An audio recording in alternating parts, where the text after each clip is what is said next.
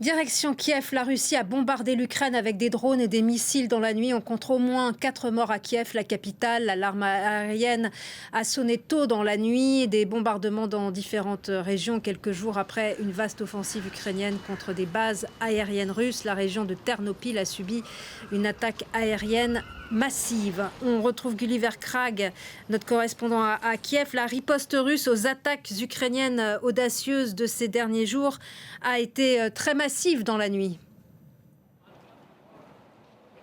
Oui, la question que les Ukrainiens se posent ce matin, c'est est-ce que c'était ça leur riposte ou est-ce que c'est seulement le prélude à leur riposte? On constate qu'il y a eu beaucoup de drones utilisés, presque un record, mais en fait le record c'était le 1er juin, mais 407 drones et relativement peu de missiles de croisière.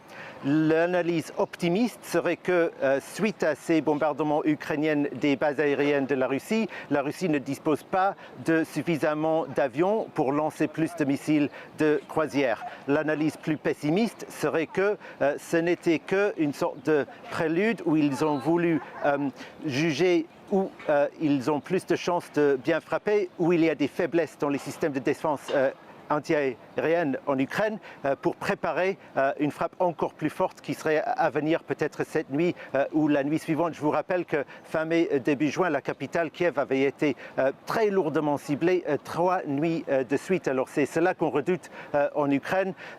Le gouvernement ukrainien rappelle aussi que si c'est une riposte, il faut le considérer absolument comme une riposte asymétrique, puisque ces frappes ukrainiennes visaient uniquement des bases aériennes militaires, alors que là, un peu partout dans le pays, il y a eu des frappes sur des entrepôts, sur le métro à Kiev qui ne fonctionne, une ligne de métro ne fonctionne pas aujourd'hui, et même des bâtiments résidentiels. Ce n'est clairement pas se cantonner strictement à des cibles militaires. Et alors l'armée russe a déclaré ce matin, Gulliver, que ces attaques étaient en riposte aux récentes justement attaques de Kiev. Sur le plan diplomatique, maintenant, on voit mal comment peuvent avancer les négociations entre Kiev et Moscou. Les pourparlers, ils en sont où?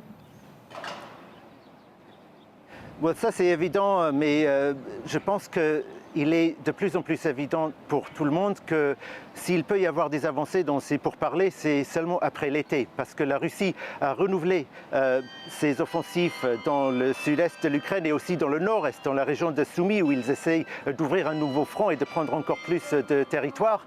Et je pense qu'il est assez clair qu'ils veulent voir jusqu'où ils peuvent arriver avec cette offensive d'été avant de sérieusement contempler un cessez-le-feu. Donc Vladimir Poutine continue de jouer le temps long.